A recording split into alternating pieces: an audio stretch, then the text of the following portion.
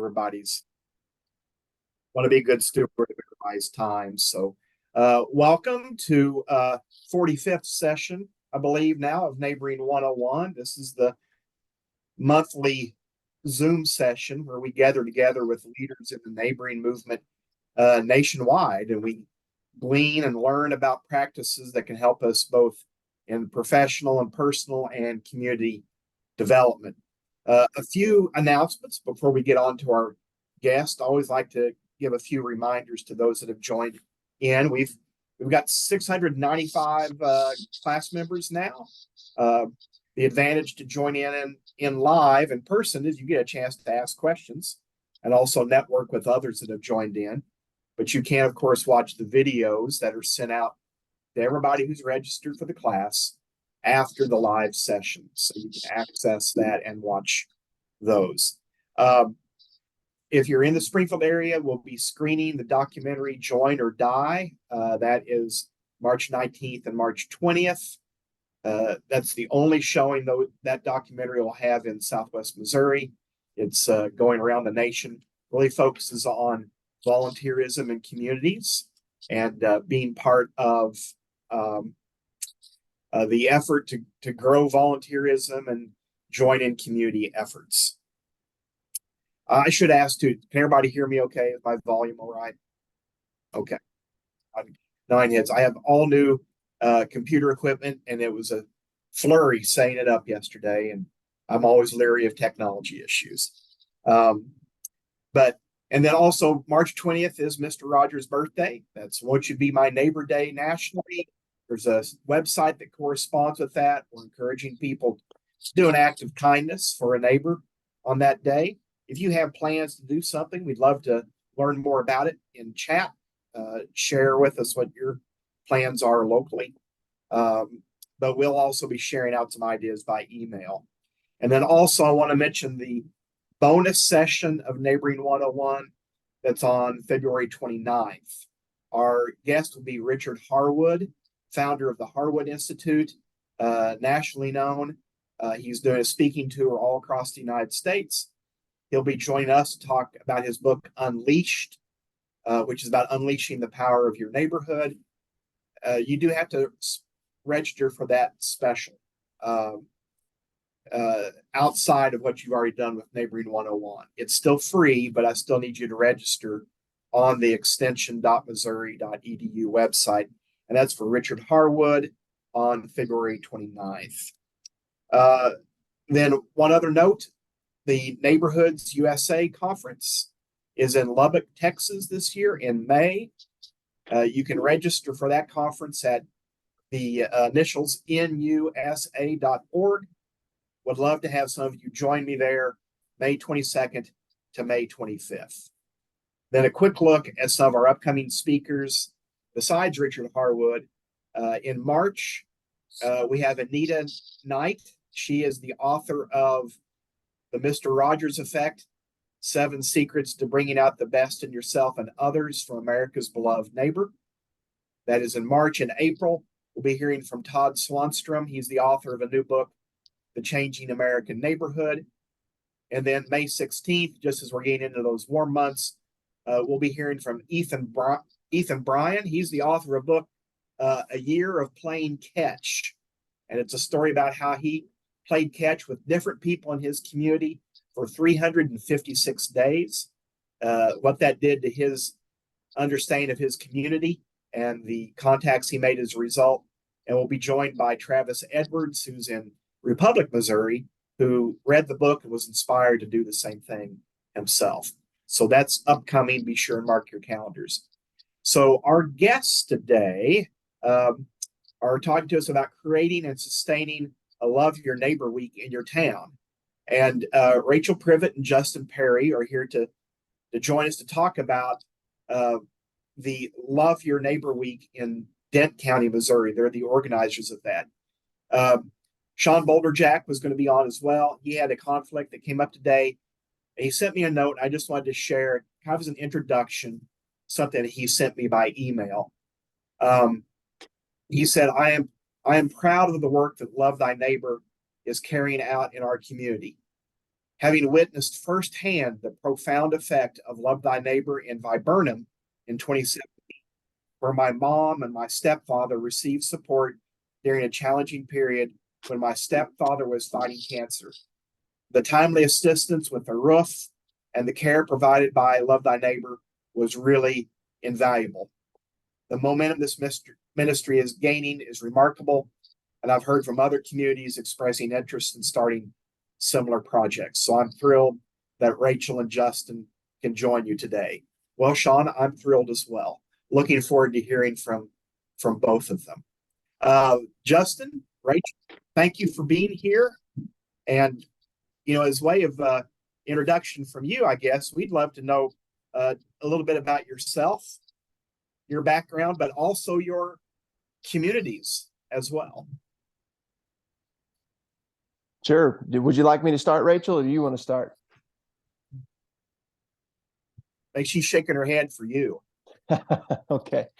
Well, my name is Justin Perry, and I'm the pastor here at First Baptist Church in Viburnum, but also I lead and have led the founding group of Love Thy Neighbor here in Viburnum, which this year will celebrate its 10th year. So we're really excited about the opportunities that we're going to have this year to be able to do some good in our community. I've been here in Viburnum for 12 years, and like I said, we've been doing Viburnum we've been doing Love Thy Neighbor for 10 of those years now. And I have my wife's a school teacher, and I have two children, young children, 10-year-old and an 8-year-old. And we're always and have always been active in our community. But our community is probably a lot like a lot of Missouri in that it's small, it's rural. And so our sign says 698 on it as our population. And so, we've adjusted to being 27 miles from somewhere and basically an hour or 2 hours from anywhere. And so that's where we are in our community. It's a lead mining community, so we're a company town for the most part, and our enthusiasm and economy rises and falls with the price of lead, which it is our primary industry here in our community, and so that's a little bit about our town and our community.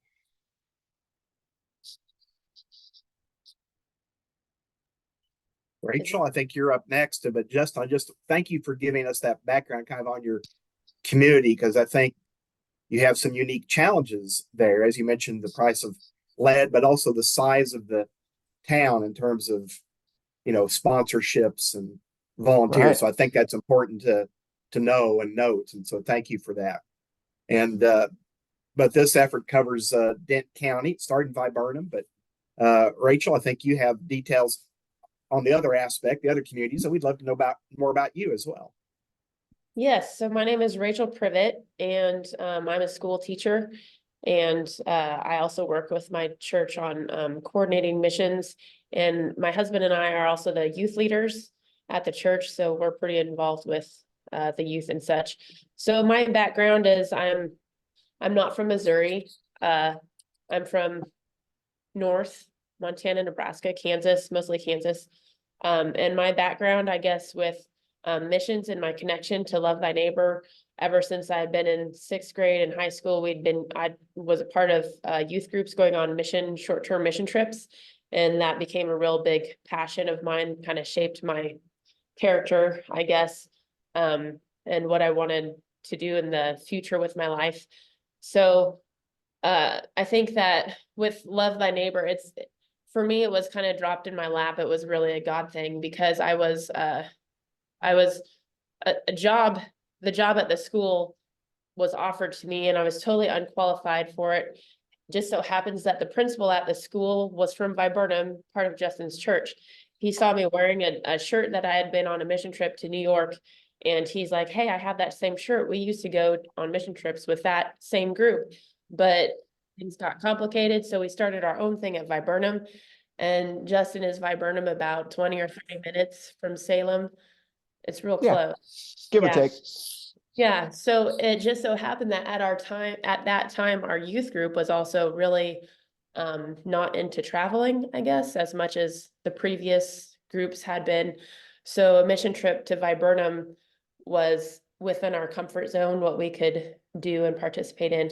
So we started going to Viburnum for Love Thy Neighbor, which was really great. Churches in Dent County had been saying for years, we need something like this in Dent County. We didn't realize that Justin had started this in Viburnum, and it was like, well, if he's done all the legwork and created the whole program, let's just take what he's got. So, and he was real excited about that too, of course. This is our 4th year for our project, Love Thy Neighbor. The video on the YouTube link, that was our first year. I haven't had time since then to make another video, but it really shows a lot. If a picture's worth 1,000 words, I don't know what a video is worth, but it really captures, I think, what Love Thy Neighbor, how we run our program here in Salem. So Salem is about 5,000 people. Dent County is about 15,000. Very rural, very connected. I think there's a lot of, when I first moved here, it was kind of like you're either from Salem or you're not from Salem. And I was not from Salem, but I felt very welcome in the community.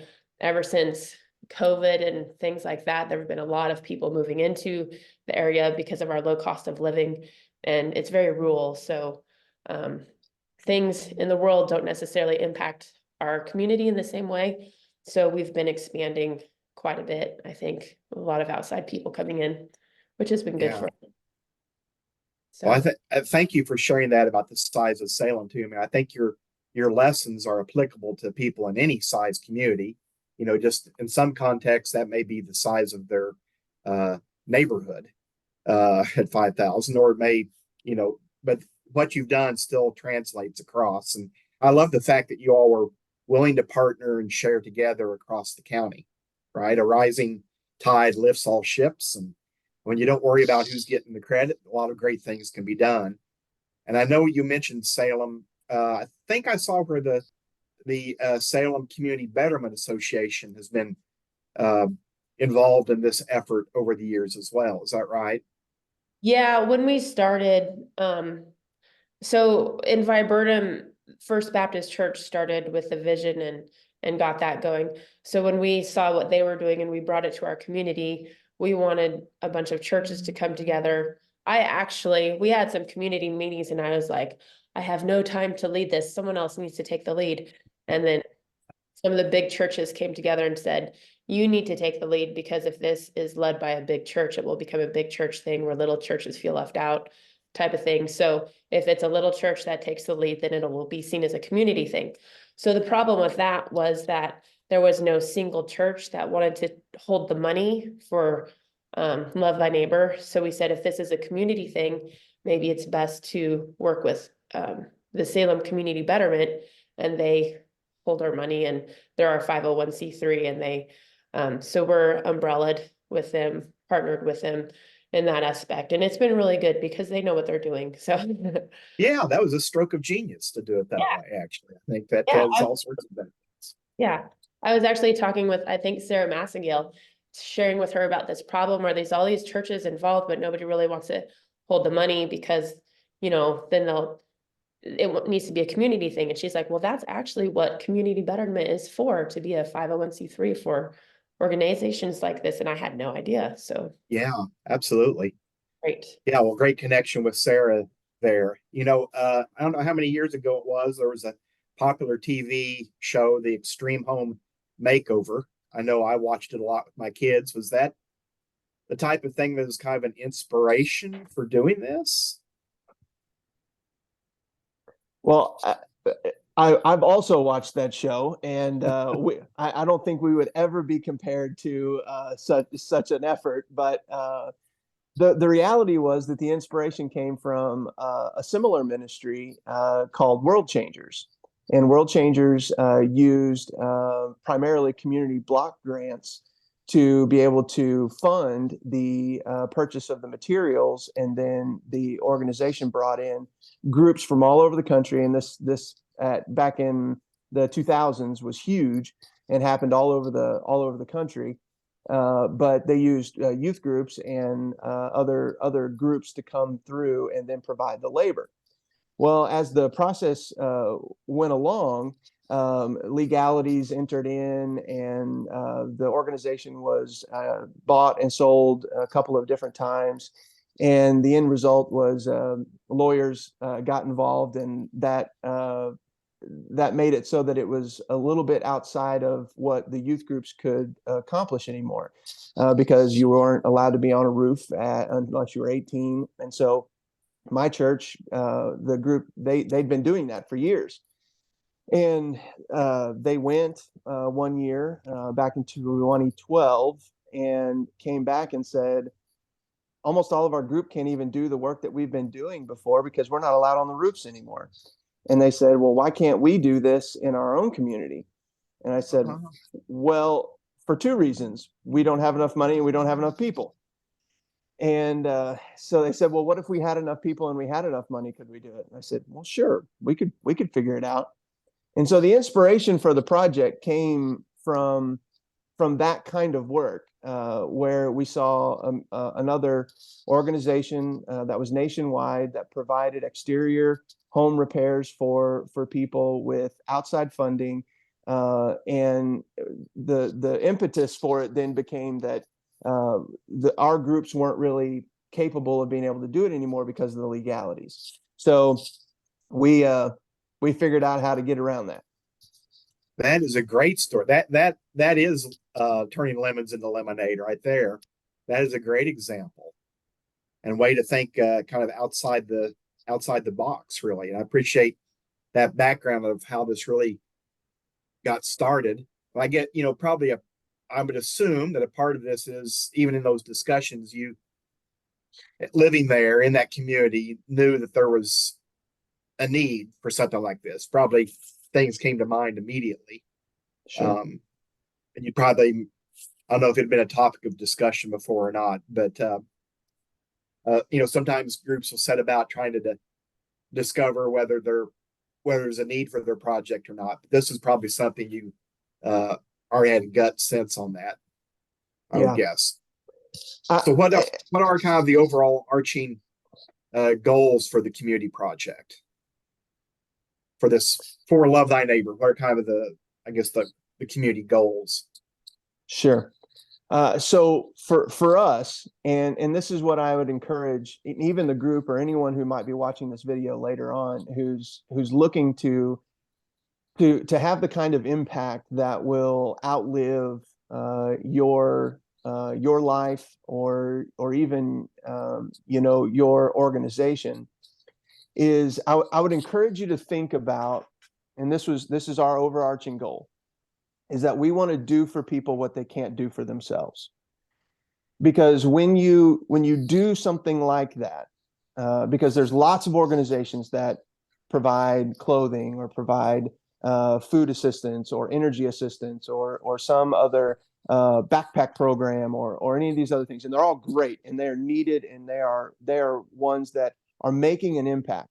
But when you're trying to garner community support and you're trying to get people to turn loose of their hard-earned money to help someone else, you've got to be able to convincingly show them that what they're doing with their dollars and with their volunteer hours has an impact that is much bigger than themselves. And so for us, that meant we were going to focus on doing projects, and we were only going to do projects that for people that they could not do for themselves. So that doesn't mean that it's going to be a roof project. It could be a yard reclamation project for an 85-year-old woman who's in a wheelchair, who simply could not do it for herself. And so when we go in and we select our projects from the application pool, we're only choosing projects that we know that if those people saved for the rest of their life, they'd never be able to pay for that project. We know that if they had all the best luck in the world, that their health would never be able to provide for them to be able to accomplish the work on them by themselves. And so that is the overarching goal for us, is that when we go into to do a project with a homeowner, that we know that if we don't do it, that the homeowner would never be able to accomplish that project. Wow, I love that. I love that goal, and I love how you are able to express that and share that. That's a winner. And you mentioned applications. Are you both getting applications all year round, or is there a window of opportunity that people have to apply during? Yeah, for us, we take applications all year round. I think Viburnum does too. On the link to our website, there's an example of the applications, homeowner applications and volunteer applications. So Do you get more applications than you're able to accomplish in a year? we do. I think, Justin, I think you've said that you guys have been able to do all of your applications, or we're about half. We can only do about 50%. So far, we have only the only applications we have turned down have been from projects that weren't viable for us. And so if it was a viable project for us, thus far, we have done every single one of them. Wow, that's really commendable, both of you. And it takes a little, what's the right word? I mean, for people to fill out an application and apply is sometimes hard to ask for help for people. So I mean, that's quite a step for people to do that, and it's quite a statement that you've been able to cover that many of the requests. That's really remarkable.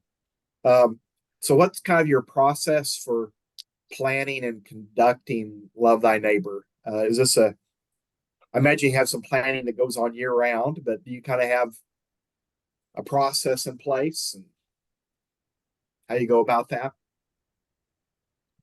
Sure. So ours starts January 1 for us, our planning process. And we meet once a month up until June, which is usually the 2 weeks before our Love Thy Neighbor week. And so during those meetings, there is a group of our leadership team that encompasses all different kinds of people from different churches and different community organizations and things that have input, and they have strategy, and they also have gifting in multiple different areas that allow them to be able to help the group to be sure that we're staying on track and also achieving our goals. We start in January also with our leadership meetings. So that first year we kind of met year round. And in fact, when we brought it to the community and all the churches, I think our first meeting was either in December or January, and they wanted to do Love Thy Neighbor that year. So it was a scramble to get everything put together before, and we ended up doing it right before school started. So right before summer came to a close. But since then, it took about 3 years to get, maybe 2 or 3 years to get to the place where we're on a roll now. We don't really have to think too much. We know what we kind of have everything set in place to where we don't have to put so much effort every month into scrambling, and we can do it with just one meeting every month and assigning duties and such. Henry, go ahead there, Rachel. I was just gonna say, if I could go back to like the goals of the community project, like some of the goals that we had was church unity in the community. I guess before I ever moved here, I heard that there was a lot of difficulty with getting churches together, working together and such. Since then, even since 2017, when we first started going to Viburnum, and this concept started saying coming together to see if we could do this in Salem, the churches were still having a hard time working together. And I think God was at work in the community to where the timing, following his timing, there was a lot of things happening at that time that really opened things up to come together. And so, not only focusing on the homeowners and what this does for the homeowners, but it has had a major impact, I think, in our community, just bringing the churches together. Like, it's kind of funny when you see not just kids, but even adults, like, from a Baptist church saying, whoa, the Methodists, they read the same Bible that we do, and they sing the same songs we do, or the Lutherans or the Catholics, it's like, there's, oftentimes our conversations turn toward, why do they do this different? Or, which way's better? And it's always a focus on the differences. But then when we actually work together and talk together and build relationships, the focus becomes, what things do we have in common, and how can we serve and put all these things together, all these strengths that we have to work together. So I think church unity has been a really good benefit for us, that we strive to incorporate that as much as we can. Also, closing the generational gap, having kids working with adults, sharing skills, that's been really great too. Rachel, both those are a good word. In a time when we hear so much about division everywhere, it's good to see examples of unity, and a project that helps to pull people together to work together. That's a great example. Thank you for sharing that. Well, what are some other success stories that maybe you've seen over the years out of these efforts? Because like you said, you've got several years under your belt now, and you probably have some established sponsors and people in place that year after year say, we want to be part of that again. I guess that's a success story right there. But what are some other success stories you've seen come out of this effort? Well, I think Rachel is a success story. Salem is a success story. The fact that this is a reproducible model in other locations, where, this year, this coming summer, there will be 6 different Love Thy Neighbor weeks around our state, encompassing 6 different communities, is a testimony to the fact that not just churches, but communities want this. They need it. And so the fact that, Rachel has done what she's done with, the chicken scratches that I've put together has been a success story in and of itself. But I know that there's been, and I've got 2 stories I want to tell, but Rachel, you go first and tell some of your cool stories, because we've got some good ones. Okay. I think in that YouTube video, our first year, we had a project with Joe Cole. He's the one that had the super colorful tie-dye, and he had a little yappy dog that made a lot of the pictures too. I would say he was probably a good example of why we do what we do, because he was an older gentleman. He didn't have he was probably kind of lonely, and I think that the crew really had sensitivity toward that, meeting that need. Of course, he had a lot of work that needed done on his house exterior.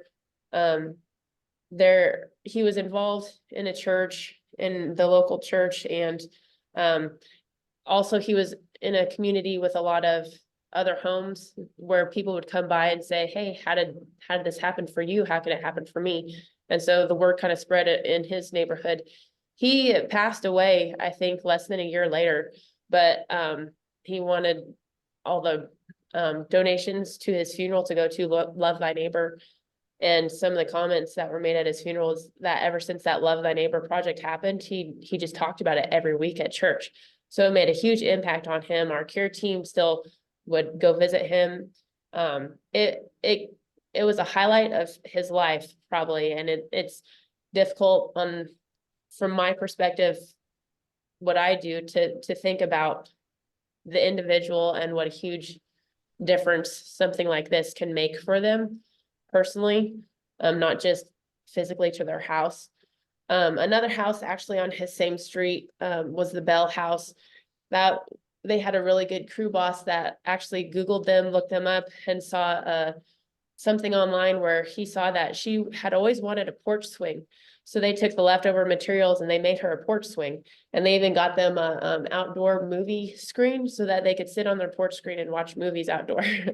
So kind of like they went above and beyond to see how that crew could love on the homeowners in ways that were beyond what they even asked for, which is a great representation of how God loves us. He gives us what he needs and then goes so far beyond. So Well, I love the movie screen in the front porch idea, because that draws other neighbors over too. yeah, What a tremendous example. And I don't always get misty eyed during this class, but thanks for that first example with the 85-year-old man. Wow, I could have I regained my composure, but I could have spent some time crying about that real easily. That is really, really touching and marvelous example. he Uh, really he had asked he didn't have a truck, he just had a car, and he asked if we could pick up that white rocking chair at Walmart and transport it for him. So Love Thy Neighbor, we bought it for him, and his whole crew signed the bottom of the seats for him. And he sat outside in the heat every day in that chair and watched the crew work the whole day, like 8 hours. So he loved it. He was great. that is great. That's wonderful. Justin, I think you said you had a few other examples as well. And then at some point, I need to hear about what these 6 other communities are. You said 6 communities are doing this now. So 2 of my favorite stories of success, and I saw that there, hopefully we'll get to this, the question about the funding. So don't let me forget to answer that question, how we raise funds for that. So it was our second year of Love Thy Neighbor. We were doing a project for a gentleman who had just recently been diagnosed with cancer. And so we had gone out to, the crew had gone out to do the job and to replace his roof. This was work that he would have typically been able to do. He had some skill in that, but because of his cancer diagnosis, he just wasn't able to do the work anymore. He had a wife that was still living, and he felt that he wasn't sure how much longer he had, and he really wanted to make sure that his wife was going to be taken care of if he wasn't going to make it through this cancer. And so he was going through treatments, and the group finished up his roof on Wednesday. And at that time, we were still doing Love Thy Neighbor a whole week, and so we weren't done until Friday.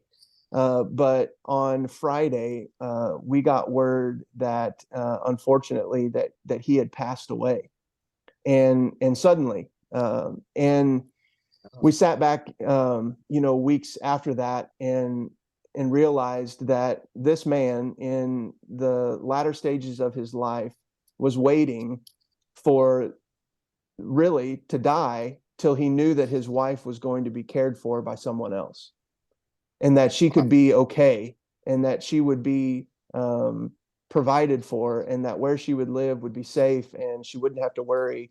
And apparently, through the work, he felt the peace of that, and he went on to be with the Lord. And so Story. We look back on those things and go, what we're doing isn't just about roofs. It's not just about decks. It's not just about wheelchair ramps. It's not just about, doing good for somebody else and being a good neighbor or fulfilling the commandments that we feel like God has placed on our life. It's about loving people and doing something for someone that they couldn't do for themselves. And so that was one that was really, really touching. The other one was a lady that lived just outside of town, and she complained that her roof was leaking. And so we go out to do the initial site inspection and roof inspection, and her roof was leaking badly, to the point where she had put a 55-gallon drum in her living room. And though she didn't have the money to be able to fix her roof problem, she was able to pay a handyman to come in and plumb the 55-gallon drum with a spigot and a hose, so that whenever the rainwater would come in through her roof, it would collect in the 55-gallon drum, and then when it filled, she could turn the spigot on, and the water would drain by gravity through a garden hose out her front door. so that when we went in and tore her roof off, there was a 6-foot hole in the decking. And so the water was literally just pouring into her home. And you say, well, the people that we're working for, that we're helping, or that have applied, they it's tough for them to ask for help. Yeah, it is. But don't ever estimate the resourcefulness of people who are trying to make it by and get by with what they have. And so when we did that project, you just have to think about the change that she went through. Every single time she watched the news and watched the weather report, she had to plan whether or not she was going to get up in the middle of the night and open the spigot in her 55-gallon drum so that the water would drain out into her yard. And when we were done, she went to sleep that night and didn't care whether it rained or not. And it was just an amazing opportunity for us. That is a fantastic story, and a reminder too of other neighborhoods, certainly, but the area in which you're in. I mean, you mentioned that earlier. There's certainly strong poverty, Sure, all around, and that's certainly an example. But what a story! Wow. Well, let's. I know I've got a few more to ask too as time allows, but let's answer a couple of these that have been asked. Laura wanted to know how do you raise funds? Good question. So I'll tell you how we do it. We raise all of our funds privately, and we do it through two main fundraisers. One, which is actually happening next week, or actually this weekend on Saturday, is our Valentine's dinner. It's a drive-through. And so we do a drive-through Valentine's dinner where we provide as high a quality meal as we possibly can, and charge as much as we think we possibly can and get away with it. And we started off at $25, and we sold 100 spots, sold out every year. We increased it after COVID when we couldn't get together. We got to 150. And then this year we raised it to 175, and we sold out 10 days ago. And so all of that money, 100% of that money it goes toward Love Thy Neighbor. So all of the food costs and everything else is donated. And so all of the proceeds go to that. The other one is basically we get together and we bring in a bunch of talent from our area and do a big singing, which is kind of a country way of saying we get people together and just kind of do a Viburnum's Got Talent, if you will. But different folks come and sing, and then in between the acts, we do a dessert auction. And I thought that was the craziest idea in the world. I didn't think it would work.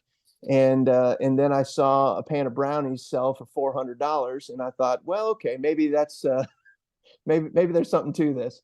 And so last year we were a little short on our money, and so I said I told the folks, hey, we'd like to raise $10,000 tonight at a singing and a dessert auction. There was about maybe 180, 200 people in the room, and we raised $12,000 in 2 hours. Wow. Well, that's a success story, no matter the size of the community right there now. That is something else. Wonderful. Rachel, have you found anything else, success with any other methods of raising funds there in Salem? One of my microphone's on, right? Yeah, you're good. Okay. One of the things the local churches decided to do, and this was their own initiative, not ours, was to have an emphasis in March for all of the churches in the area to raise funds for whatever missions they're involved in, including Love Thy Neighbor. So we get quite a few love offerings from churches. Just they're doing their own thing on their own time, and they send us a check at the end of that. That's been a huge blessing.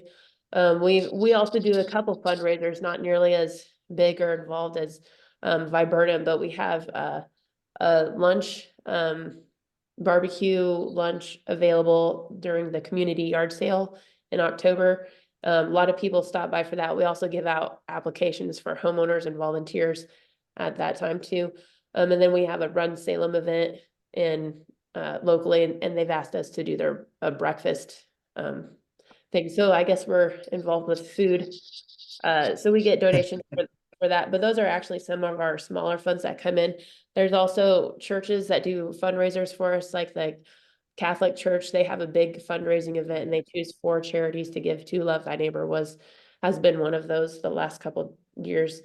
And then also last year, one of our homeowners, it was one of our smaller jobs, but she was so grateful. She has yard sales once a month. So she dedicated 1 yard sale to Love Thy Neighbor and raised almost $1,000 herself at a yard sale and gave it all to Love Thy Neighbor. So that, of course, there's local businesses that donate. And when we have our project week, there are quite a few businesses, lumber companies, concrete, excavation, dirt, even hauling off the, what do you call it? The dumpsters and stuff. Those have been donated. And even the fire department, they let us come and get as much ice as we want, which might not seem like much. It's just frozen water, but it saves us a couple $100 because we go through the ice. Yeah. So that all comes together, and we've had all of our needs provided for. So people who are interested can make donations on the Love Thy Neighbor website. Is that right? For us, with SACBA set up their website so that anyone can give donations to the groups that they're involved in. I think there's about 8 groups, I think, and Love Thy Neighbor is one of them. So yes, that's one way people can donate from anywhere for us. All right. Well, I You need can to be also sure.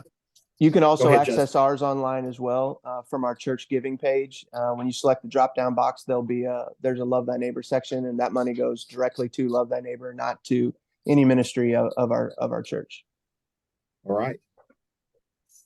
Well, I forgot to ask that. We always give a honorarium to guests who are speakers. So I need to log in and do that for both of those communities today for your time for being here.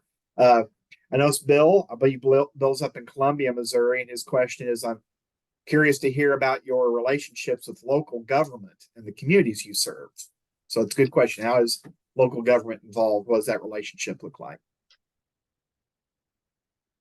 Well, Ours has been good, and we've been recognized a number of times from the mayor and from city council for the work that we've done and their appreciation for our commitment to the community. Do they help give?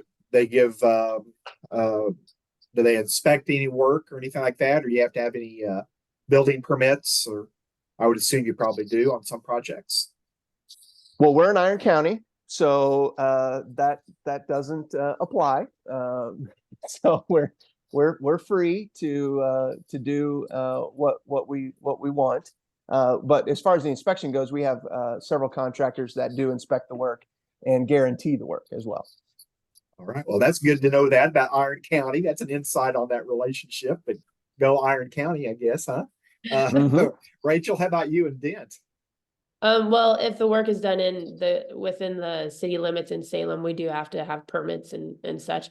We work with a local contractor, excuse me, Phil Christensen. He has a really good reputation, very involved at First Baptist here locally, and he takes care of all of that. He's been in the contracting business for generations. So, yep. Excellent. I would. Oh, go ahead. Go ahead. I was just gonna say, I feel like we've been supported quite well by our local government too, I guess. I know the Salem News covers, actually, they just ran an article in the newspaper this week about this event, this interview with you, and also about Love Thy Neighbor coming up.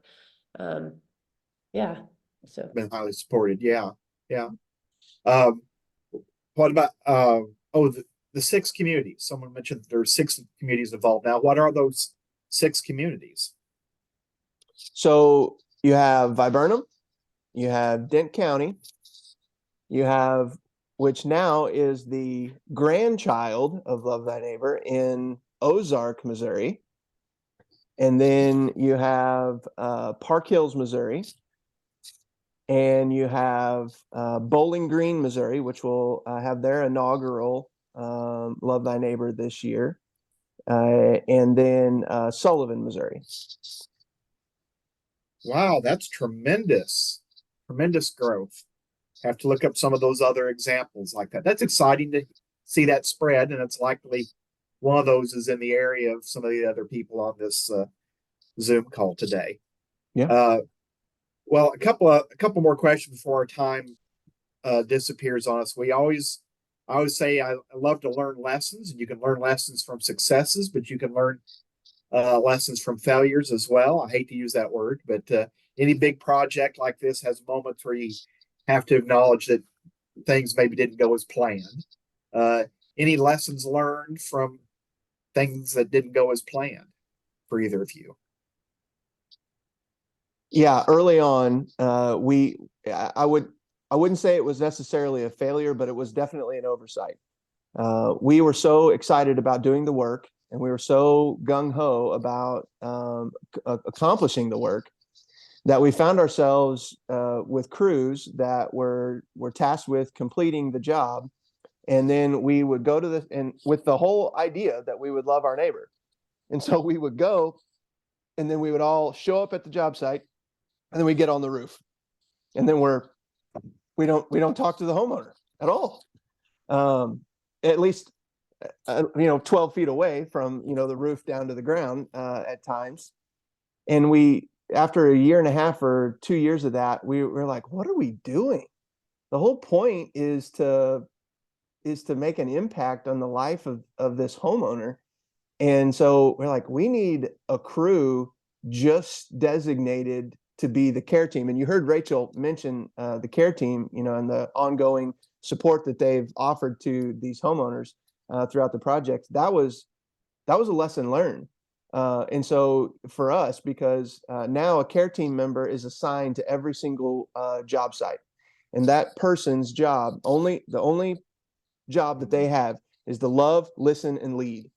And so they do those three things, and they don't do any of the work. They are not swinging a hammer. They're not working a drill. They're just there to love on the homeowner, to listen to their story, and to lead them in a direction that would be positive, whether that be to attend another church, or to seek whatever help, counseling, or assistance that they might need, or just to lead them in the path of some more positive experience in their life. And so and so they're there the whole time that the crew is there. That's fantastic. Rachel, how about you? I think, along with kind of piggybacking on what Justin was saying, that's one of the things that impressed me the most about the Love Thy Neighbor Viburnum program. And that's the thing I think that is lacking from your typical missions experience, is actually connecting with the person. And so I love that they came up with that concept of the care team, and also they have prayer teams too that pray specifically before the project even happens. So building relationships is huge. I think once there was one year where whenever we build a deck, and we learned this from Viburnum too, of course, whenever we build a deck, we the next year they'll go back and stain that deck and reconnect with the homeowner and such. So there was one year when we went back to see the decks that we had done, and if they needed staining, pull up to this one place, there's no deck, no house, nothing. It's like an empty lot. So I guess the people had sold their trailer, or something had happened where they sold everything and left, including the deck. So I think that the focus of this, though, is kingdom impact. It's not, to go out and see how many decks you can build necessarily. So I think we still achieved our goal of connecting with that homeowner and trying to meet their needs, even though who knows what happened in the end. But so I think that if you're just doing a project for yourself and it's just a work project, then these things can be very frustrating to deal with. But if you come in it from the perspective that this isn't my work, we are doing God's work, and I'm just making myself available as someone that God can work through, then it's like, this is God's thing. And that really takes a lot of stress out of the thing, out of the whole, project, because if it's God's will, it'll happen in his way and in his time. So maybe our connection with them may not have been what we had hoped it ended up to be, but hopefully that time in their life connecting with us made an impact enough to make a difference in the long run. Yeah. It's a great perspective. Well, two more questions as we wrap up. I know these other 6 communities that have joined in, what's the starting point for other communities? You say you got to line up your sponsorships first, put together a steering committee, all those things at the same time? What is kind of the starting point or the steps? So what I would tell anybody who's looking to start this from nothing is that you need one person who is dedicated to seeing it through. And then what I'd tell you is reach out to me, because we're committed to not letting you fail. And so whether it's, and by the way, David, I forgot one other one. There's a Crawford County, Love Thy Neighbor is also is happening this year as well. But if you have that one person, if you have a Rachel who says, I'm committed to this, this is worthwhile, then everybody else is going to see that this is worth it. So if you have someone who is willing to take the bull by the horns, then getting the rest of the support is not going to be hard. Money will fall out of the sky. And I'm not kidding you. It will literally fall out of the sky to accomplish this work. Because when people see that you're doing something like this, they will give to it. And you will get checks in the mail from random people just because you helped Aunt Susie one time and they appreciate it. They don't live there anymore, but they're so excited about the stuff that's going on. So don't worry about the money. Don't worry about the volunteers, because the volunteers will fall out of the sky as well, because your community will see that this is a worthwhile endeavor. And then you don't have to do a roof, and you don't have to take on 28 projects. You can do 2, and they can be small, and they may not cost you anything. And so don't be afraid to start small, but have someone who has the willingness to take the bull by the horns. Sounds like great advice. Yes. I think Thank also you. it's important to know that this can't depend on one person or one church. Like we saw the vision with Viburnum in 2017, and our community was not ready until 2020. So just having a feel for your community and having just throwing it out there, have a community meeting and say, are you guys willing to invest in this? Not financially necessarily, but get behind this project with the people, get a strong leadership team, people who are committed to putting the time in. Yeah, great. When you get multiple people involved and they're excited about it, you'll go further. I mean, you maybe do something just by yourself quickly, but getting more people involved, it's going to have staying power. And that's great advice. So let me add this real fast, David. Yes, sir. If someone is interested in this and they'd like a way to just wrap their minds around what it logistically looks like to accomplish this, if they would reach out to me, I will share start to finish, step 1 through the end, for free with them. And there's no cost. And it has everything from meeting agendas to application forms to when you need to accomplish this task by this date, and job descriptions of the people that you need on your leadership team. And so that anybody who wants to do this and like, look, who do I need to involve? You need to involve these people. They need to be these kinds of people. When do we need to accomplish this by? You need to accomplish by this date. And I'm willing to help in any way, shape, or form. Well, that is a very generous offer. I'm very certain you'll have some people take you up on that offer. That's great. Well, kind of the final wrap up question. If you're, yeah, Jasmine, I'll get the contact information to you and others for in the recap email that goes out. So if your February of 2024 self was writing a letter to your 2017 self, what sort of advice would you give yourself regarding this community effort? I would say, like I said before, it's God's thing. It'll happen in God's time. Let go and let God. You can stress over the details a lot, but for us, reading the community and listening and waiting on God's timing was a big thing for us, I think. Obviously, I could have never dreamed that a conversation in 2012 would turn into what we are experiencing, in 2024. So if I would have,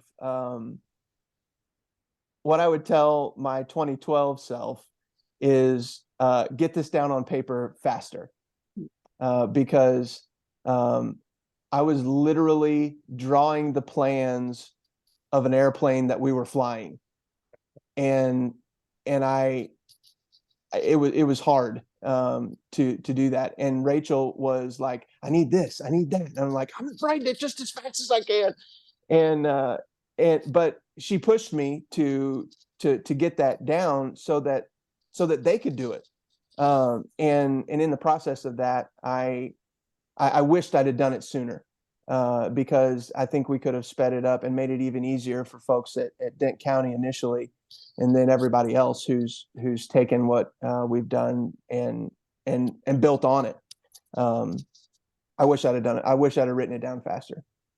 As we were developing our program, we kept that in mind too, that other people would come after us wanting to do this. So as we did it, we put everything in writing, made checklists and things like that. So I'd be willing to share that with anyone that wants it too. All right.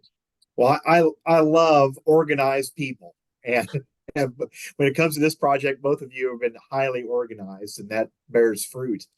I'm so thankful that you took the time out to join us today. Obviously, it has already spread to other communities, and there's a tremendous benefit. And man, you gotta really feel good about that. And it's just exciting to hear about. And I think there's going to be more. And just really appreciate you giving your time, Justin and Rachel, to be on here and answer some questions. And I have a feeling there's probably other questions that will come your way too. But thank you again. You helped to make Missouri a great place to live and a great place to be a neighbor. We sure appreciate you joining us today. Thank you for having us. Thank you.